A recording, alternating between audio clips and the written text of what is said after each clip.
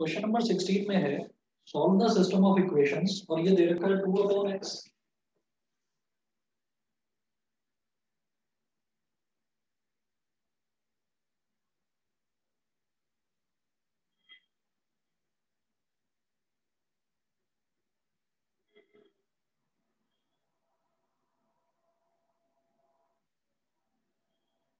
2/x plus 3/y plus 10/z is equal to 4। एक तो ये है इक्वेशन, दूसरी इक्वेशन क्या है 4/x minus 6/y plus 5/z is equal to 1। बेटा यही वाला पूछ रहे थे ना क्वेश्चन? हाँ सर। ठीक है, सर इसको हम ऐसे डायरेक्ट सॉल्व करना है इक्वेशन से पहले? डायरेक्ट सॉल्व कर सकते हैं, कोई प्रॉब्लम नहीं है। मैं बताता हूँ अभी, मैं आपको 2 या 3 स्टेप बताऊंगा, आगे आप खुद कर लेना।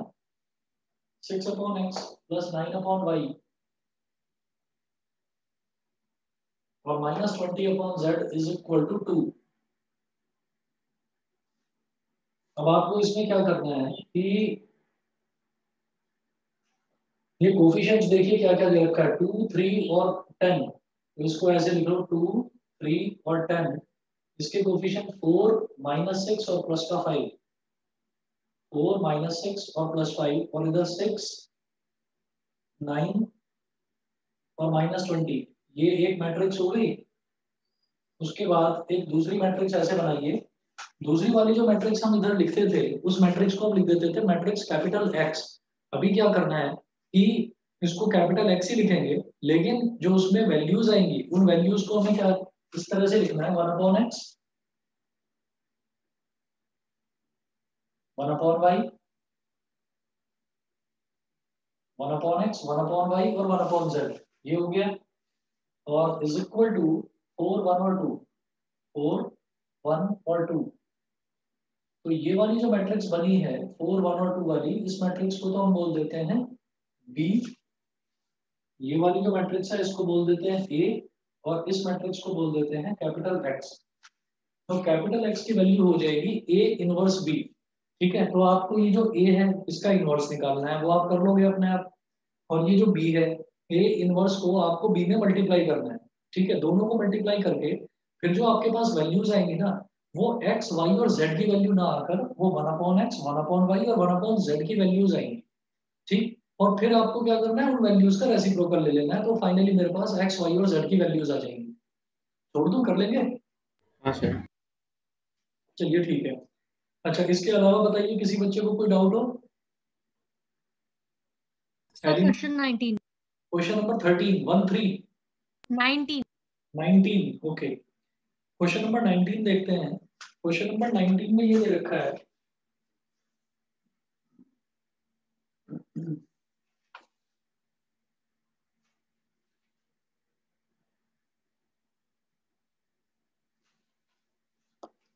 क्वेश्चन नंबर 19 में है a is equal to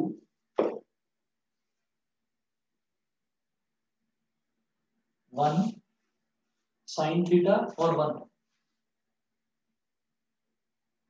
1 sine theta 1। ये तो पहली मैट्रिक्स हो गई। और 1 साइन थीटा 1 और दूसरी पहली रो सॉरी दूसरी रो में minus sine theta 1 sine theta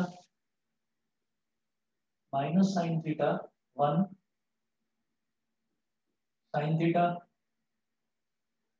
और तीसरी रो में -1 माइनस साइन थीटा -1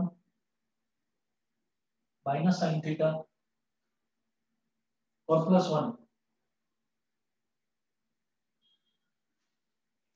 ये हो गया। अब आप ये देखेंगे कि इसमें मुझे क्या करना है, ये मेरे को डिटर्मिनेंट की वैल्यू दे रखी, वो सॉरी मैट्रिक्स की वैल्यू दे रखी है where theta is greater than equal to 0 and less than equal to 2 pi. where theta is greater than equal to 0 and less than equal to 2 pi, then वो उन्होंने चार ऑप्शन दिए हैं कि determinant of A is equal to 0, determinant of A belongs to 2 comma infinity, determinant of A belongs to 2 comma 4 और determinant of A belongs to 2 comma 4 within a closed bracket. तो ये चार options दे रखे हैं। तो इसका मतलब क्या है, चारों ही ऑप्शन से मुझे एक चीज समझ में आती है, DET और उसके आगे A लिखा हुआ है, यानी कि डिटर्मिनेंट ऑफ A हमको कैलकुलेट करना ही पड़ेगा। तो ये जो मैट्रिक्स है, इस मैट्रिक्स को छोड़िए, आप इसका डिटर्मिनेंट कैलकुलेट करें। कैसे करेंगे?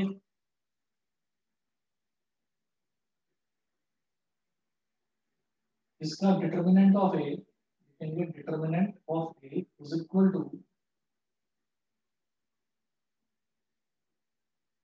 1 साइन थीटा और 1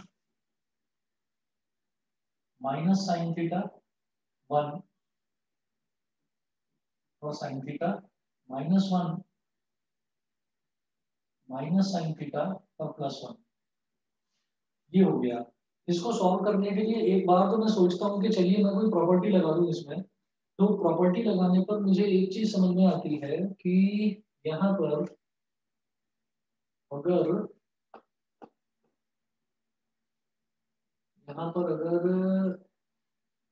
इसे माइनस साइन थीटा को फिक्स रखा जाए, हम एक काम करते हैं, माइनस साइन थीटा को तो फिक्स रहने दो और इसको यूज करके जीरो बनाते हैं, इसको और इसको पहले कॉलम में। ठीक है, तो अगर आप चाहें तो ये जो पहली वाली रो है इसमें साइन थीटा को फिक्स रहने दो और इसको जीरो बना लो, वो आपकी मर्जी है। मैं एक काम करता हूँ, चलिए ये वाला यूज कर लेता हूँ, नहीं मुझे ज्यादा सही लग रहा है। हम एक काम करेंगे कि ये जो कॉलम वन है, कॉलम वन में अगर साइन थीटा मल्टीप्लाई करके और उसमें से कॉलम टू को सब्ट्रैक्ट कर दिया जाए, ठीक है? सर हाँ बोलो। सिंपली कॉलम 1 और 3 को ऐड कर दीजिए ना। अगर मैं कॉलम वन और कॉलम थ्री को ऐड करूंगा, बिल्कुल सही कह रहे हो, बिल्कुल सही कह रहे हो, इन दोनों को ऐड करेंगे तो ये दोनों जीरो और ये दोनों जीरो, सही कह रहे हैं। Apply apply C1 is equal to C1 plus C3। तो क्या होगा कि C1 की जगह आपको क्या करना है, C1 और C3 इन दोनों को ऐड कर देना है। तो 1 प्लस 1 क्या हो गया 2, minus sine theta plus sine theta हो जाएगा 0, -1 + 1 हो जाएगा 0। बहुत बढ़िया। अब कॉलम 2 और कॉलम 3 बिल्कुल सेम रहेंगे, sine theta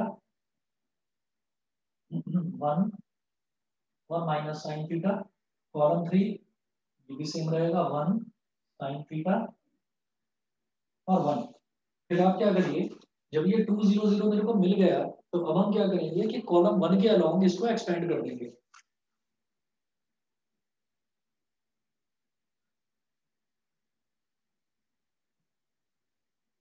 expand it along C1, column 1 के अलोंग इसको एक्सपेंड कर देंगे, क्या होगा, determinant of A is equal to, ये जो पहला वाला टर्म है ये प्लस का होता है, तो प्लस का 2 ये कॉलम छोड़ दो और ये वाली रो छोड़ दो, this into this minus this into this, 1 minus sine theta into minus sine theta minus sine square theta.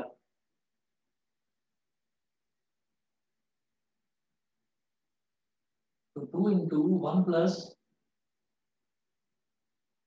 Sine square theta. ठीक है, अब आप ये देखिएगा कि इसमें थीटा की वैल्यू दे रखी है 0 से 2 पाई के बीच में। अच्छा, अब हम एक चीज जानते हैं, 0 से 2 पाई के बीच में मतलब हमारा जो चारों क्वाड्रेंट हो गए, 0 से लेकर पूरा का पूरा अगर मैं सर्कल घुमा दूं, 0 से लेकर 2 पाई के बीच में जो हमारा साइन है, साइन थीटा की मैक्सिमम वैल्यू होती है 1 और मिनिमम वैल्यू होती है -1। तो हम ये कहेंगे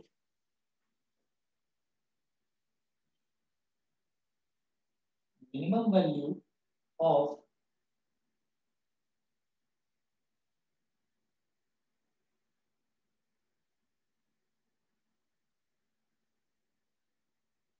या ये मत लिखो आप, हम ये कहेंगे वी नो दैट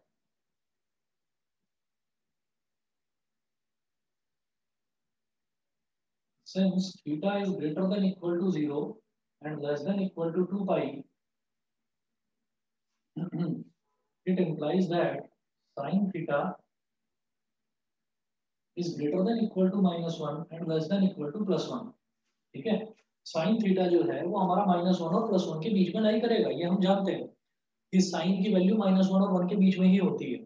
उसके बाद हम ये कहेंगे यहाँ पर कि अगर मैं साइन स्क्वायर थीटा की बात करने लगूँ ना, तो फिर हमें क्या करना होगा, हम ये देखेंगे कि अगर मैंने इसका स्क्वायर कर दिया तो -1 का स्क्वायर भी +1 होता है और +1 का स्क्वायर भी +1 होता है।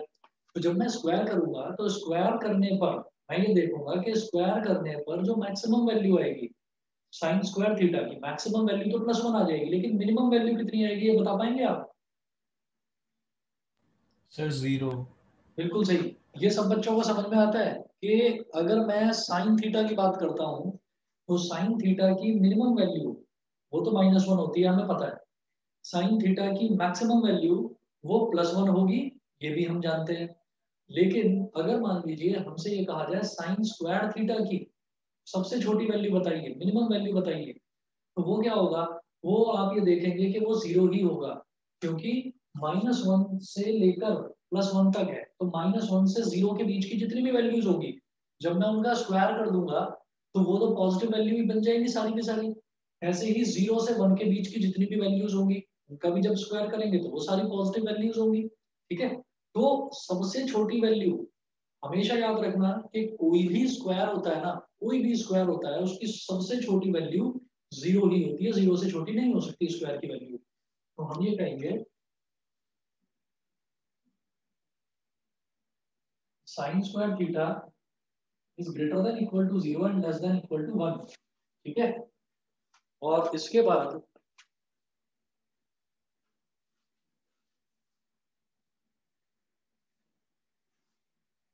तो सबसे छोटी वैल्यू साइन स्क्वायर थीटा की 0 हो गई, तो मैं लिखूंगा जो मैंने पहले लिखकर काट दिया था वही दोबारा लिखूंगा। Minimum value of sine square theta since minimum value of sin square theta is 0, therefore determinant है, और नीचे सब्सक्रिप्ट में लिख दीजिए min, min, min for minimum value. ये मिनिमम वैल्यू कितनी हो गई साइन स्क्वायर इसकी, डिटर्मिनेंट ऑफ ए की 2 और ब्रैकेट में 1 प्लस साइन स्क्वायर थीटा की मिनिमम वैल्यू है 0, तो 1 प्लस 0 कितना हो गया 1, 1 इंटू 2 कितना हो गया 2 हो गया। तो ये तो हो गई डिटर्मिनेंट ऑफ ए की मिनिमम वैल्यू। उसके बाद मैं बात करता हूँ कि डिटर्मिनेंट ऑफ ए की मैक्सिमम वैल्यू, ये कितना हो जाएगा 2 इंटू 1 प्लस मैक्सिमम वैल्यू कितनी हो जाएगी 1, 1 प्लस 1 यानी कि 4। यहाँ लिख देंगे since maximum value of sine square theta is 1, क्योंकि साइन स्क्वायर थीटा की मैक्सिमम वैल्यू 1 है, therefore determinant of A belongs to 2,4, जहां पर इसकी वैल्यू 2 के बराबर भी आ सकती है और 4 के बराबर भी आ सकती है, इसलिए स्क्वायर ब्रैकेट लगाएंगे। इसका मतलब इसका करेक्ट जो आंसर है वो है ऑप्शन डी। बताइए समझे सर? हाँ जी बताइए। Yes, sir. Sir sine theta की वैल्यू -1 कब होती है? साइन थीटा की वैल्यू -1 कब होती है? देखिए साइन π/2, साइन π/2 पर उसकी वैल्यू होती है +1 और साइन 3π/2 यानी कि 270 डिग्री पर उसकी वैल्यू होती है -1। ठीक है, इसको अगर याद रखने का एक और आसान तरीका देखना है तो ऐसे देखो,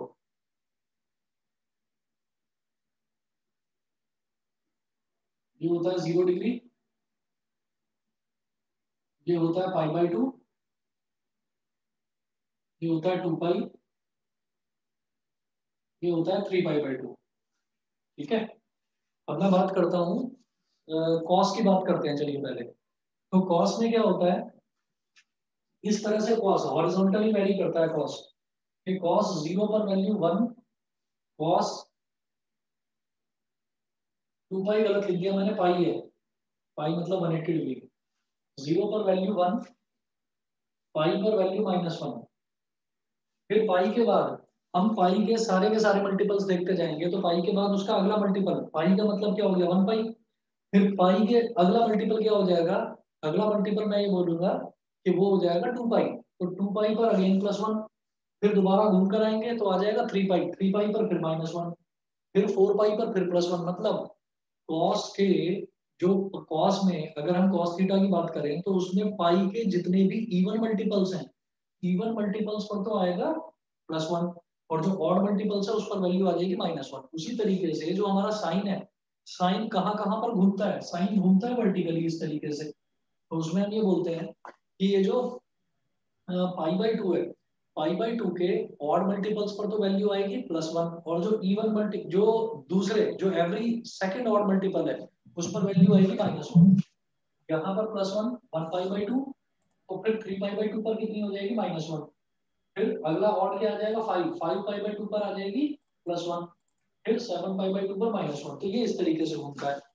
फिर आप कहेंगे कि पाई के मल्टीपल्स पर तो साइन के जितने भी पाई के मल्टीपल्स होते हैं सबकी वैल्यू 0 होती है, समझ गए?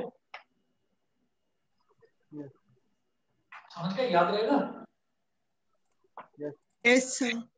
तो कॉस जो है, कॉस के पाई/2 के मल्टीपल्स जो हैं वो एवरी ऑल्टरनेट जो मल्टीपल है पाई/2 के, जैसे 1 पाई/2 +1, फिर 3 पाई/2 -1, फिर 5 पाई/2 +1, फिर 7 पाई/2 -1, फिर 9 पाई/2 +1, फिर 11 पाई/2 -1, तो ऐसे वेरी करता रहता है। और पाई के साइन के पाई के जितने भी मल्टीपल्स हैं वो सारे 0 होते हैं, चाहे वो ऑड मल्टीपल हो चाहे इवन मल्टीपल हो। और कॉस का जो इवन मल्टीपल है वो +1 होता है और ऑड मल्टीपल -1 होता है। ठीक है, अब ये बता दीजिए मेरे को, ये 2 to 4 तो ये तो समझ में आ गया, ठीक है। बाकी बच्चे बता दीजिए भाई, सभी को क्लियर है? Yes sir. Yes sir. Aishwarya, Ishaan, सभी को क्लियर है? Yes sir. Yes sir. ठीक है, चलिए जी। अब इसके बाद मैं देखूंगा नेक्स्ट, और कोई डाउट है बताइए इसमें, मिसलेनियस में किसी भी बच्चे को कोई डाउट हो? No sir. No no sir. Sir. ये जी ठीक है। इसके बाद वैसे हम कॉन्टिन्यूटी डिफरेंशियबिलिटी भी स्टार्ट कर सकते हैं, लेकिन मैं ये सोच रहा हूँ कि बीच में एक छोटा सा चैप्टर बचा हुआ है, इनवर्स ट्रिग्नोमेट्रिक फंक्शन, छोटा ही है, और उसमें जो ग्राफ वाला पोर्शन है, ग्राफ वाला पोर्शन लेंदी हुआ करता था, जो 3-4 साल पहले सिलेबस में से हटाया जा चुका है। तो इसलिए मैं इनवर्स ट्रिग्नोमेट्रिक फंक्शन पहले कराता हूँ, जल्दी खत्म हो जाएगा, ये चैप्टर छोटा है हमारा। सर ये वाला चैप्टर तो अप्लाइड में है ही नहीं। अच्छा, ये नहीं है, Inverse। क्वांटिटी है, सर एक बार चेक करना पड़ेगा, एक बार देख ये लो। वाला तो नहीं है। डिफरेंशिएशन तो है ना पूरा कंप्लीट? यस सर, डिफरेंशिएशन है। तो क्वांटिटी से करते हैं स्टार्ट। इनवर्स ट्रिग्नोमेट्रिक जो फंक्शन है ये 2 लेक्चर का है, ये वाला जो चैप्टर है इसको फिर मैं कभी करवा दूंगा। चलिए, तो क्वांटिटी करते हैं, चैप्टर नंबर 5, एनसीईआरटी में निकालिए पेज नंबर 147।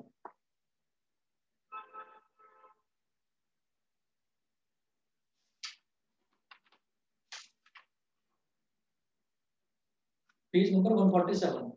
यहाँ पर ऐसा होता है कि जो हमने ये देखा था 11th क्लास में, हमने एक चैप्टर करा था limits and derivatives. Limits and derivatives में हमने ये देखा था कि कोई भी लिमिट एग्जिस्ट कब करती है, उसमें 2 तरीके की वैल्यू होती है लिमिट की, एक होती है उसकी लेफ्ट हैंड लिमिट और एक होती है उसकी राइट हैंड लिमिट। अगर लेफ्ट हैंड लिमिट और राइट हैंड लिमिट अगर दोनों की दोनों इक्वल हैं तो मैं ये कहूंगा कि वो लिमिट एग्जिस्ट करती है, और अगर लेफ्ट हैंड लिमिट और राइट हैंड लिमिट इक्वल नहीं है तो हम कहेंगे कि लिमिट एग्जिस्ट नहीं करती। ये हमने देखा था 11th क्लास में। अब हम आगे बढ़ेंगे, उसी टॉपिक से आगे बढ़ेंगे हम। तो अब यहाँ पर हमें क्या देखना है कि जो हमारा कॉन्टिन्यूटी है, कॉन्टिन्यूटी में हम ये बोलते हैं कि अगर कोई भी लिमिट, उसकी left hand limit, right hand limit और फंक्शन की value, left hand limit, right hand limit और फंक्शन की वैल्यू, अगर ये तीनों वैल्यूज इक्वल हैं तो मैं ये बोलूंगा कि जो गिवन फंक्शन है वो कॉन्टिन्यूअस है, नहीं तो वो फंक्शन कॉन्टिन्यूअस नहीं है। ठीक है, अभी मैं ओरली बता रहा हूँ तो कुछ किसी को शायद समझ में आ ही नहीं रहा होगा, अभी बताऊंगा, इसको रिटर्न में करवा के बताऊंगा तो एक एक चीज समझ में आपको आ जाएगी। ठीक है, 1 मिनट देखिए जरा, 1 मिनट वेट करिए बस, मैं जरा पानी पी रहा हूँ, बस 1 मिनट वेट करें।